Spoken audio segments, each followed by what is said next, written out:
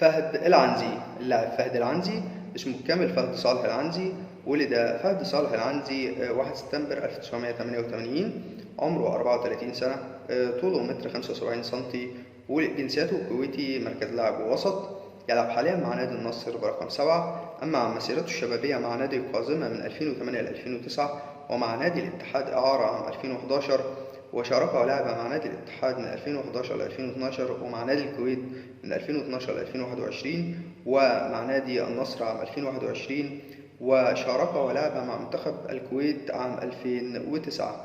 بشكركم أعزائي المشاهدين، مشاهدي ومتابعي قناة كرة لوكر، وبتمنى دايما إنكم تتابعونا باستمرار وتشتركوا في القناة وتفعلوا زر الجرس عشان يوصلكم منا كل حصري وجديد عن أخبار الكرة العالمية والمحلية، وكذلك أهم وأبرز تفاصيل والتقارير عن لاعبين كرة القدم وعن أندية كرة القدم المحلية والدولية. والسلام عليكم ورحمة الله وبركاته. اللاعب عاصم سكين. اللاعب عاصم سكين لاعب كرة قدم كويتي. ولد عاصم سكين 2 يونيو 1971. عاصم سكين عمره 52 سنة. طوله متر 74 سنتي. ولاعب وسط. مسيرته الاحترافية لاعب عاصم مع نادي القازمة الرياضي من عام 1989 ل 2006، ولعب مع المنتخب وشارك مع المنتخب الوطني الكويتي من 1996 ل 2002.